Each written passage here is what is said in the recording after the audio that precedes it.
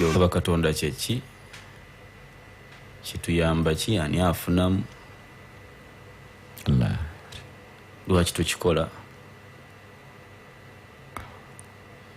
ekigambo mpulira kinzitooweredde buzitoowerezike kasiriikiriro naye wakati mu kwekuŋŋaanya nze kennyini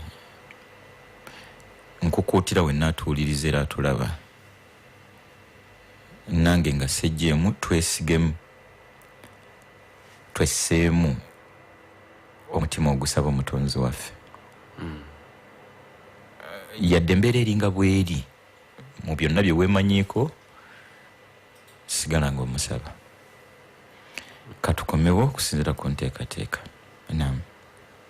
No talk. We celebrate your life. 103.3. Radio 4. The hits. Don't stop. StarTimes Uganda Premier League. Return! More TV games, TV double headers, more drama, early kickoffs. Let's rise our flag! Catch the StarTimes Uganda Premier League second round live on StarTimes starting 5th February 2022. Only on StarTimes.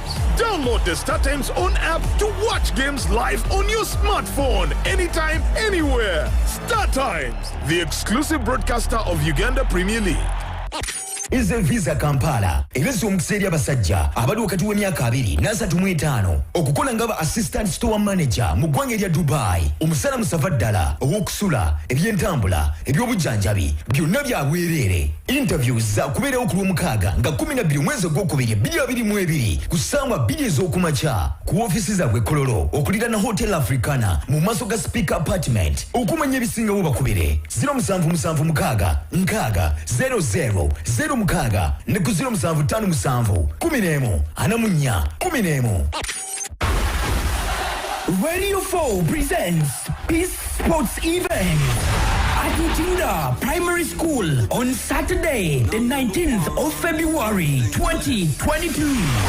6 teams will participate for the soccer game. Team Museveni versus Batembe. Team NRM versus Boda Boda. Team Muwozi versus Ghetto Youth. And taxi drivers versus Radio 4 fans. Enjoyments after enjoyments. Eats and drinks in plenty. Expect to meet Honorable Godfrey Chiwanda Suri, Honorable Chofa Togabye Kabuye, Tamale Mirundi, Basajja Mivule, Wadena Isolonkambwe, and all presenters of Radio 4. Proudly sponsored by Muhozi Army, Radio 4, Balam Marketing and Promotions Agency. All organized by Saravulu Balam.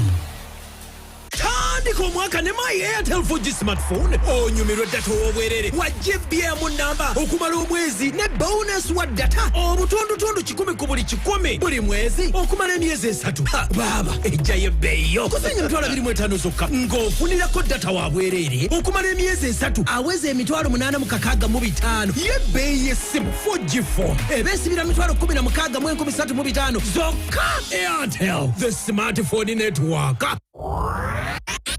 Cowboy Special osobolera ddala kati okumufuna mu bupaako bwa grams 25, grams 5, grams 10 n'ebikumi 200 awo ku dduuka erikuliraanye. Fumba ebyokulya ebiwoomu ne Cowboy akolebwa aba Bitco Uganda Limited. Okay, okyali ku 13 katonyeze 3 Radio 4 y'ensonza eddakiika 16 ezibulayo kweri essaawa 5 wetulinnya olwaleero paka ssaawa zigenda beera 5 eddakiika 20 wetujobera nga tubateera insha Allah. Gwayagala otugobera ku mukuto gwa YouTube gendayo teekamu hashtag #Kiti oba hashtag Kiti #Mutagubya #Dawa live on Radio 4. To streaminga live mukadde kanene osobola okugendayo ku mukuto gwa YouTube nobeera ng'otwegatta compose n'emikutu emirala Radio 4 y'ensonzi ku Facebook, Radio 4 Uganda ku Instagram, ku Twitter, wonna ojja kubeera otufuna bulungi nnyo. Nam tweyongereyo Shane wetubadde tukomye. Kubadde kusaba omutonzi wange baganda bange ekigambo kufumiitiriza ndooza Shk Ashiraf ajja tufune lunaku tukitambulireko naye akatone nnyo ku kyo ebizibu bye tusinga okuyitamu n'obukalubo mu bulamu emu ku nsonga enkulu butafumiitiriza. Abagaggawadde bangi omutonzi waabwe yayisiza ku kufumiitiriza kwabwe. Bwe basiriikirira obwongo nga babutadde wamu mu kulowooza okungi ennyo, Allah n'abaggusa ku makubo kwe yayisiza obbatuusa we bali.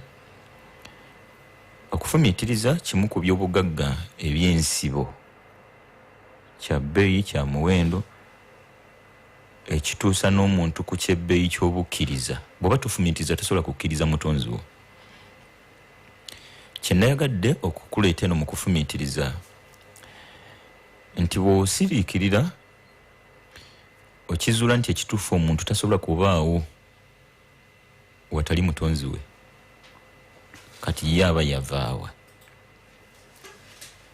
Weemanyiize, weetuuze, okkirize nti weetaaga nnyo omutonzi wo, olwetaaga teyiro atakwetaaga, kuba ggwe okubaawo okwo tekulina kye kutegeeza gy'ali, ate nga okubaawo kwe kubaawo okwo. Bino bitegeeza kumwetaaga. Okumwetaaga kitegeeza kumusaba. Mu butamusaba abwo gw'atuwuliriza era atulaba, osaba ani? Lwaki weegayirira seeka akusabire? Lwaki weegayirira omusumba akusabire? Omutonzi wo wamukola ki ekikulowoozesa nti gwe by'omusaba tajja biwulira? Seeka Ashiraf Allah atusaasire, naye omulamu omugazi nsaba Allah atuwe okumanya obunafu bwaffe n'obwavu bwaffe n'obukendeevu bwaffe, ng'era bwe tumusaba omutonzi waffe atuwe okumanya amaanyi ge, obuyinza bwe n'obusobozi bwe. Amen. Seeka omuzina lukanguddize, naye ekigambo kusaba mpulira kiŋŋenda wala. Nsaba omutonzi atuteeke mu baddu abamusaba. Amen. Naam. Obadde oyogedde ku musajja asiriikirira n'afumiitiriza, Katonda n'ayisiza ku kufumiitiriza kwe n'agaggawala. Nenfuna ekibuuzo mu mutima gwange ne mu bwongo bwange ekigamba nti naye omuntu atasaba Katonda ayinza kakasa atya nti amanyi kyayagala? Bw'oba tosaba Katonda ofuna budde ki oburevisinga by'oyagala? Kubanga mu kumusaba, okusaba Katonda ekimu ku birungi byako nti otuula wekka ne weetunulamu munda n'omanya by'oyagala, n'otuuka n'okuba nti obisabe oyo abigaba abikuwe. Kati ebbanga limala ng'okola ekyo, ofuluma ewakaawo ne mu kkubo nga gwe omu ku bamanyi eby'okukola ne bye baagala mu nsi. Nti ne bw'onaasanga abalina biri n'abalina bino n'abakola biki, ojja kusigala otambula. Togenda kuyimirira awo otandike kuba nti oli mu kulaba bazannya ku kkubo. Olw'okuba ng'osaba ku makya wasabye Katonda ebintu bye wafulumye okunoonya. Kakati bw'oba tosaba Katonda, oba ofunayo budde kiggwe obulowooza ku biki ebikulu mu bulamu bwo, era butya bw'ogenda okubifuna. Kubanga bw'onika bw'otya emikono n'otula wekka, otandika na kumutendereza n'omanya nti Katonda mukulu mu bulamu bwo. N'ojjukira ababaka, n'omanya nti ababaka ba Katonda baki nabo bakulu. Ne weenenya n'omanya nti oli muntu, n'ojjukizibwa nti oli muntu, toli perfect, toli mutuukirivu. Then n'owanika obunafu bwo n'okulemererwa kwo eri obunene, n'oba muntu asobola okumanya wa wookoma. Then n'omusaba ebintu eby'enjawulo, kino kiri nga bw'obipanga bw'osaba emirundi gumu 2 3 4 5 ogenda okumalirizanga owulira nti naye kyewasoose okusaba kiteeka si kikulu nnyo kanzireyo kati kankyuseemu oba wakamusaba emmotoka ate n'omusaba obulamu obulungi naye obulamu obulungi muyingiramu na kino kati omuntu obeerawo nga gwe omuntu simanyi oba omuntu ayinza okufunayo akaseera kasobola okukkakkaniramu ne byeyeetaaga mu nsi ne bitandika okwepanga mu mutwe gwe nga bw'apimisa omutima gwe butya bw'abiwulirako nga tali mu maaso ga Katonda kumukola ki kumusaba. Mu buufu obwo njagala nnyo okunyonyola ensonga eno efaanana bwete. Waliwo abantu muffe abafuna bye bafunye. Waliwo abantu muffe abafuna bye bafunye ne bamaliriza nga bagamba bino nabifuna kupula magezi gange. Mwaliwa nga tukola. Omuntu oyo abatasaba Katonda.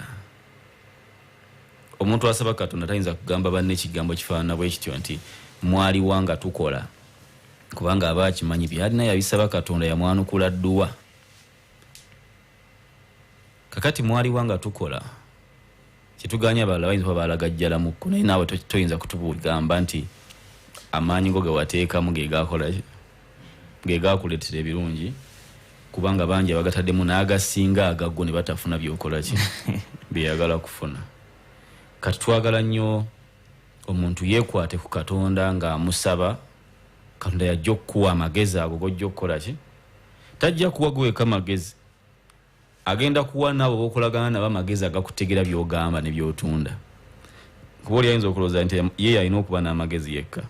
Nyamazima gali nti Katonda okutuuka okuba nti gw'ofuna ky'ofunye akuwa ekirowoozo ekituufu n'akuwa amaanyi agagenda okukifuna n'akugondeza ne bali gy'ogenze nabo ne bategeera ky'ogenda okujja kubanga basobola otakutegeera diro mmeka eziyiise nga gw'olaba ekintu kitegerekeka bulungi bwe kiti ne Allah namma oli omuntu gw'oyagala asayininge oba omuntu gw'oyagala agule n'amumma okutegeera nga bw'oyagala ategeere era bizinesi neekomaawo. Naam Sheikh. Baganda bange nkyaddayo ku kigambo kye natandise nakyo kano wetukomeddewo okuva mu bulango. Kigambo kufumitiza seeka kya bbeeyi kya muwendo. Bingi bye tukoze bitajjansa kana luzala butafumitiriza. Kati mu buntu bwoba otudde wamu nga lwaki otta munno nowayo eddakiika nga 30 ku ssaawa emu n'osirikira gwe ng'omu lwaki otta munno lwaki ologa munno nowayo eddakiika nga 3 n'osirika gwe kennyini n'ofumiitiriza nga musaba ono nayo ki bw'ogattagatta kati awo wooli atulabira atugoberera n'ofumiitiriza gwenga gwengaomu lwaki tosaala ng'erinnya lye bakuyita ly'abasiraamu naawe era omutima gwo guga nti ndi musiraamu bw'ofumiitiriza ennyo muli munda lwaki tosaala. Obutafumiitiza kya bulabe kitukozezza ebintu bingi ne kitulesa bingi ebyanditugasizza. Ekyandeeseza okufumiitiza kuno omuntu afumiitiriza akkiriza nti mu bulamu bwe talina kye yeesobola kitali mu mutonzi we. Mu bikolwa ku mubiri gwaffe mu biyunge bitambula ng'olabanga ebigonve ennyo ebyangu ennyo kutemya seeka tosobola kugamba nti mpulira nkooyo okutemya olw'obuwewufu bwakwo. Ne wakati mu buwewufu bwakwo omutonzi n'ageza akukulekeramu essaawa egi.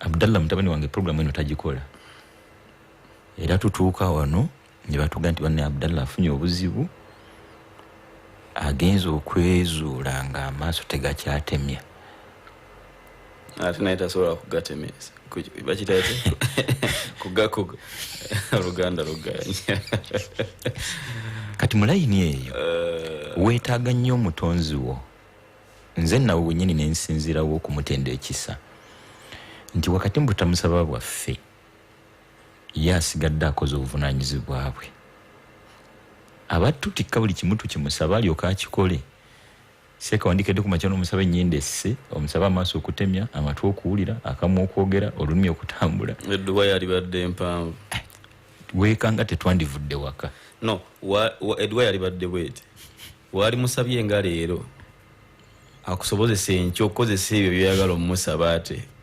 omusabe kubanga bw'osaba leero n'otemya n'oyogera ate tumanyi okudduwa y'enkyo n'atuukayo ng'okyayogera osobola ate okukozesa yini otomusaba akwongere tolabanga wakisa nnyo mu butamusaba kino nja kiddinga na program ndooza paka gyeneggwera mu butasaba mutonzi wo osaba ani gwani abikkolerako wekkiririzeemu nga tugenda mu bulango tusaana tumanyi baganda bange nti omutonzi waffe atumanyi olumanya lwe tuteemanyi kati bwaba yakumanyi byoteemanyi ndooza ate bba abantu baba tebatumanyidde ddala bwaba omutonzi atumanyi bye tuteemanyi gwe kennyini bw'oteemanya kati ate ne mukyala olwo aba takumanyi omutonzi waffe atwagala olwagala lwe tuteeyagala yensonga lwaki atukolera bye tutamusabye n'asigala ate nga n'omulyango gwe ebyo by'olowoozezza ng'onoobyetaaga nagwo naga nti omukisa ogwo toguwanga omuntu yenna era ojjanga gyendi akoze bingi okuwangula emitima gyaffe ffe ate gyaffe giyayanira bantu muntu nalowooza nti Muhsin Burhan Kiti alina okumusabira n'omulala nalowooza nti musumba yalina okumusabira wekube mutoki osobola okusaba omutonzi wo era n'akwanukula katukomewo Shk Financial Services bakuleetedde pichipichi kuloni kati jangu weefunire pichipichi ku kibanja mpola olw'obwavu tukuleetedde pichipichi ebika byonna TVS bajaji sisi 125 ne bajaji sisi 10 Hero Hunter kuloni sakuna mafuta nga galoni tulima kukola nga weekwasa nti tolina mafuta jangugo wa company owa budabuda nawe yakuwa jamu w'ekibuga ne buli mutuusa kinoomu tukukolako osobola okufuna pichipichi eno mu wiiki nga kuliko comprehensive insurance biwetaga byonna okumanya kuba ku simu eno 0750 beba Shk Financial Services.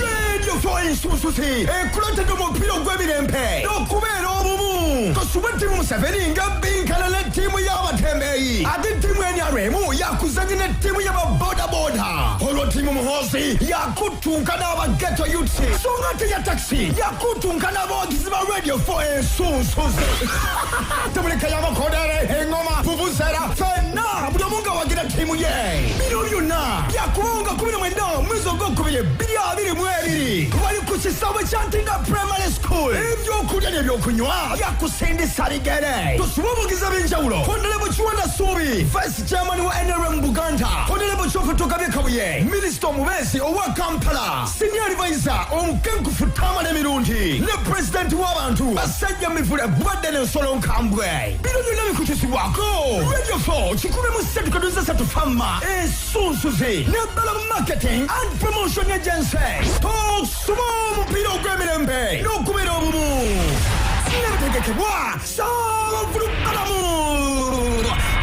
The Royal Institute of Business and Technical Education Mengo tutegeeza abayizi abamala siniya ey'okuna oba ey'omukaaga okwewandiisa okusoma certificate oba diploma mu masomo ag'enjawulo omuli computer science, journalism, business administration, accountancy, civil engineering, electrical engineering, motor mechanics, catering, tourism, fashion and design, plumbing, tailoring, nursery teaching, cosmetology n'amalala mangi. Okwewandiisa kugenda mu maaso ku www.bribet.ac.ug www.uganda.org/admission portal oba kuba ku ssimu noti 7 Radio 4. Radio 4. And Susie, your number one hit music station. Your number one hit music station. All day. Every hour. Mucha. Kitiza.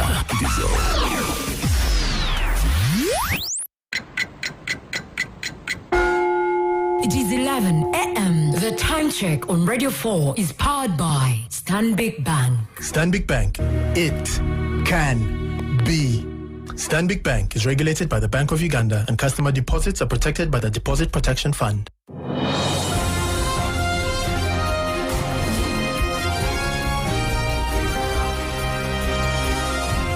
The news on Radio 4.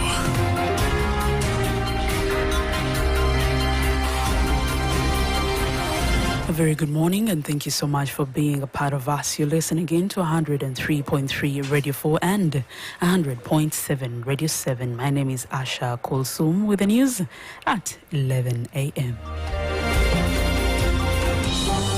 And now starting us off, Uganda's Information Minister Chris Baryomunsi has told the BBC that the government is investigating allegations that novelist Kakwenza Rukira Basaija was tortured while he spent a month in custody. Mr. Baryomunsi told BBC Focus on Africa Radio that the person responsible will definitely be punished. The award-winning writer was arrested in December and charged with offensive communication for making altering remarks about President Yoweri Museveni and his son on Twitter. He was recently released on bail but has since fled the country to seek medical treatment for his injuries. The Information Minister has dismissed a suggestion that freedom of speech was at peril in the East African nation. Now, on Rukira Bashaija's case, the minister adds that he committed an offense. He was arraigned before court, but on his own violation, he has decided to run away. And if he has run away, it doesn't mean that he has been chased by the Ugandan government.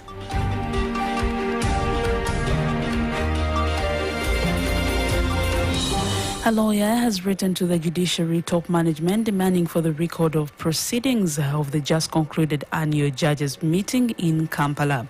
Mr. Isaac Semakade, in his capacity as the Executive Director of Legal Brains Trust, in a February 7th letter to Chief Registrar Ms. Sarah Langasiu and the President of Uganda Judicial Officers Association, Justice Tadewa Simwe, seeks to have the said proceedings for his next course of action.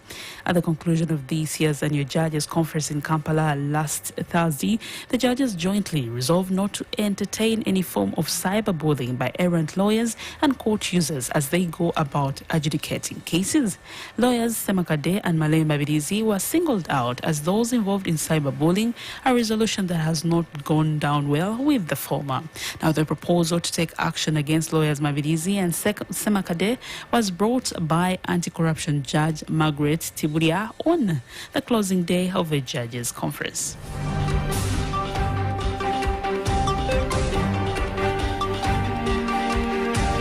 Augustus Turibarunji, the Masaka City Principal Engineer, is on the spot of a shoddy road works in the area. Last year, Masaka City Council released 1.2 billion shillings on its road fund scheme to cater for the replacement of tarmac and the opening up of drainage channel on Saza and Senyanga roads, but according to resident, works delivered are substandard.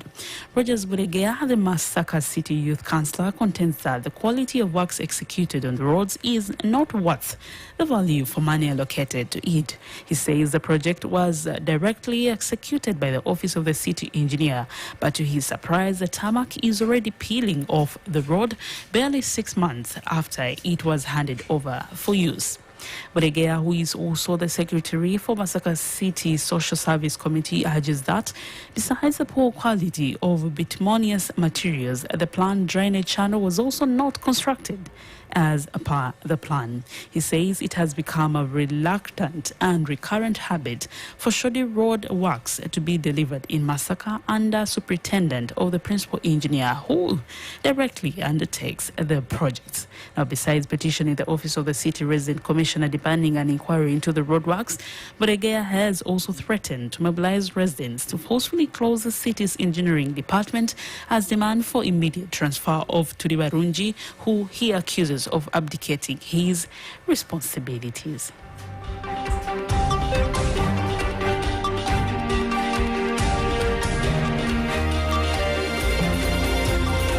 The police in Kabiramaido have arrested 2 people for allegedly participating and inciting mob against a 43-year-old woman of Angudawele A village, Kabiramaido sub-county. Those arrested are the sons to the deceased, Joseph Angai, 24, and his neighbor, Christopher Epasu, 27. The duo, with another still at large, Robert Opige, 25, allegedly beat to coma Nora Alapo after she was reportedly found in sexual acts with a neighbor, John Ademo, 52 years, by the roadside. According to the officer in charge of criminal investigations at Kabiramaido Central Police Station, Samuel Olaki, the suspects reportedly found the pair in a situation that embarrassed the family. Now, both Alapo and Ademo were beaten before they were rushed to Kabiramaido Hospital, where the former died yesterday's evening. Olaki says that the incident happened around 9 p.m. on Wednesday night, as the investigator adds that preliminary investigations indicate that the son had been suspicious of his mother's relation with Ademo. The business news. The MV Pamba ferry that has been grounded for the last 16 years has resumed operations. MV Pamba has been grounded at Port Bell since 2005. The vessel was instituted in 1959 together with MV Kabarega and MV Kawa to boost business across East Africa. It sank after it collided with a wagon ferry MV Kawa in 2005 and was being repaired at Port Bell, Luzira, before it was grounded. The vessel transported cargo to and from Mwanza and Kisumu to Luzira and Kampala. Stanley Sendegea, the managing director of Uganda Railways Cooperation, says that its resumptions of operations is expected to boost wagon ferry transportation on Lake Victoria. The government contracted Mango Tree Group to repair the vessel, and the company will manage it until it recovers the money invested in it. Now, an estimated 18 billion was budgeted for repairing MV Pamba, which has the capacity to carry 22 wagons. Mango Tree Group is already managing vessels on Lake Tanganyika, River Congo, and River Nile in South Sudan. Now, before 1986, MV Pamba operated under the East African Railways, which also owned MV Victoria, SS Usoga, SS Habil, SS Babas, MV Umoja, and MV Uhuru in Uganda, Kenya, and Tanzania. International news. Well, Zimbabwe's Education Ministry has suspended staff who did not turn up for the start of the school term on Monday. A large number of government employed teachers are on strike over poor wages. The absent teachers were suspended without pay with immediate effect for 3 months while investigations into misconduct took place, the ministry has said. The academic year started on Monday after a month-long day because of COVID-19 lockdown restrictions. The average teacher earns just under $200 a month using the official exchange rate and less than $100 at the black market exchange rate used widely for goods and services. And in Somalia is experiencing its worst drought in a decade, with millions going hungry and being forced from their homes in search for food and water. The charity Save the Children says the impact of families is being felt more severely this season because of the multiple and prolonged droughts. International news. And well, that's it for now. Thank you so much for listening in and being a part of us. Please keep it 103.3 Radio 4 and 100.7 Radio 7. I am Asha Kulsum. Good morning. The news on Radio 4.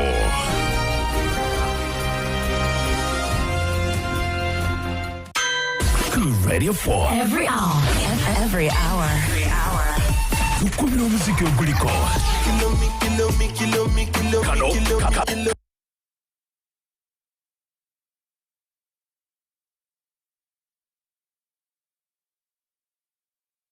Okay, kyali ku 13 katonyeze 3 radio 4 ensonzi tubebaza nnyo mikwano gyaffe abatugobera ku platforms ez'enjawulo ne sister station yaffe 10 abali ku radio 7 kyebakola nabo kyamaanyi nnyo tubebaza nnyo okubeera nga ate babeera tukomyewo mu kitundu kyaffe ekisembayo tulina eddakiika nga 10 ngenda saba abasomesa baffe bawumbewumbe omusomo gw'olunaku olwaleero inshallah tulabe olwokutaano olujja nembeera nga bwenesobola otambula inshallah Shk tuyongereyo. Alhamdulillah wassalatu wassalamu ala rasulillah sallallahu alaihi wasallam. Nkulikeyo mukuwumulako okwo ne mu mawulire ensonga gye twogerako olwaleero ebadde ensonga ya dduwa. Lwaki omuntu asaba, lwaki kikulu nnyo okusaba, okusaba kwennyini ng'okusaba kyeki. Tutandiseeko butandisi obaoliawo mu maaso eyo tujja genda twongera okuttaanya ensonga eyo. Nze kyenyinza okusembyayo nga tuva nga tuddako eri abatuwuliriza nti tosobola kuba ng'otegeera nnyo ky'oyagala mpaka ng'osaba era ng'olina amaanyi agakisabira. Oba tosobola kukisaba Katonda manya tokyetaaga nnyo. Ky'otasobola kusaba tosobola kugamba nti okyetaaga era okyagala. Ngero obula nga tekikuwa maanyi kutuulako ku mukeeka bwoti nakwesigamako wonaye weesigamye okisabe omanya tekinakola makulu mangi. Ebiseera ebisinga bwekidewo gunogenda ne weeyigira omusajja mu makubo go goyagala nogenda nja kumwereetera oba nnimba kannimbe oba nkumpanya kankumpanye oba mwami n'olimba omukyala nga bw'olina emmotoka nga bw'olina kiba beba bugagga n'okeerewa n'obba banno n'okumpanya olwo nno katula Katonda takuwa ssente zokola ki zoyagala. So nga maliriza ekigambo kigamba nti ekintu kyonna ebbanga lyomala nga tosobola kukisabira Katonda like ebbanga lyomala nga ekyoyagala oba kyolowooza nti oyagala tosobola kukisabira Katonda noga nti kankimusabe oba tonaba kukyagala. Bw'oba okyagala oba tolina bwesige mu Katonda wo ng'olowooza gw'osobola okukyekwatira ate ekyo kyonna kyo si kituufu. Naam Sheikh. Simanyi eddakiika zisigaddeyo naye musomesa tulina eddakiika ziri 8 nyaza abawuliriza nyazaffe. Naam. abatuuliza ennya zinaabamala naye mu bufunze ddala nkyalumiriza ekigambo kufumiitiriza. Tuwangalira mu bulamu bwe tuwangaliramu lwa butafumiitiriza oba kubanga ofumiitiriza mu butuufu tewandibadde mu bulamu bw'olimu. Mutonzi waffe ffenna yatuwa amagezi n'obudde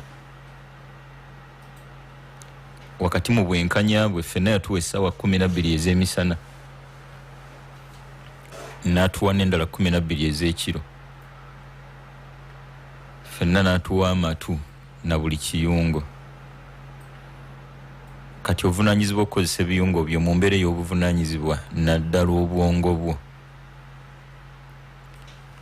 Funayo akadde osiriikirire ofumiitirize ku nsonga ez'enjawulo.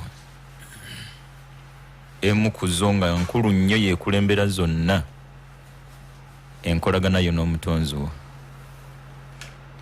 Giwa obudde girowoozeeko gifumiitirizeeko gisoosowaze. Kati nga lwaki osaba lubaale? Omutonzi waffe omutonzi wo yekka y'alina ebisaanyizo by'okusabwa. Wakati mu kufumiitiriza wano ku kye tuliko ekyokusaba tokifubutukira sooka osirike ofumiitirize. Weebuuze nti naye omusumba ono gwe natikka obuvunaanyizibwa bw'okunsabira ye ebibye yabimala seeko ono nze gwe nakwasa ebyange byonna ye bibe yabigusa kati ali ku byange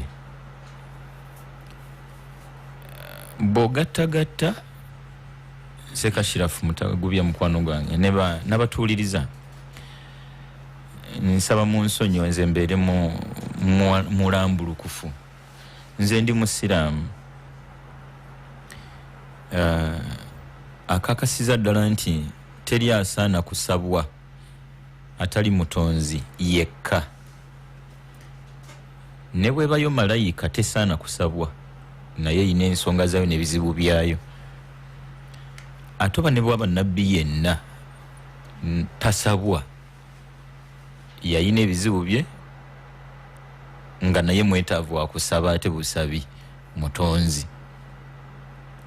mulayini eyo yennyini obadde okimanyi nti banja balowooza nti Yesu gwe tulina okusaba tetunnafunayo kadde kafumiitiriza Yesu naye bw'omugattagatta ebisaanyizo by'okusabwa tabirina ani ayina ebisaanyizo by'okusabwa mutonzi yekka bwe kuba kuddukanya na kumanejinga biyungo byaffe Yesu ayina kyamanejinga olubaale yayina musumba yayina kyayambako oba seeka yenna wakati mu kubanga byonna omutonzi waffe yabimanejinga mu bwomu bwe nga mbiyungo bya manejinga mulimu n'ebya seeka n'ebya musumba n'ebya lubaale tomenyekana bitonde buli kitonde kyonna ng'ekitendo kyakyo kitonde tokoowa nakyo kolagana na mutonzi waabyo na mutonzi wammwe okusaba kuno omuntu asaana asirika afumiitirize asooka akakase ani gwagenda okusaba byo byagenda okumusaba abiina kati gwozudde nga tabiina muleke Shk topiki eno gye waleese ya rabbi simanyi naye katutambule nayo n'omulundi ogujja insha Allah olw'obwetaavu bwayo simanyi dakiika zange nnya owawe zituuse naye osaana omanyi wenna atuwuliriza era atulaba nti byonna by'oli omutonzi bwabimanyi obutambuze bwabumanyi obutasala bwabumanyi obubbi bwabumanyi na byonna bimanyi bw'aba obulamu wakati mu kumanya byonna byakumanyiiko bw'aba obulamu tannabukuggyako mu mbere kuvunaana biri byakumanyiiko lwaki omwewala tomwewala sala magezi gonna osembere kumpi naye wakati mu bizibu byonna n'emitawana gye weemanyiiko tomwewala kuba tosobola kumwewala kati nga weekweseewa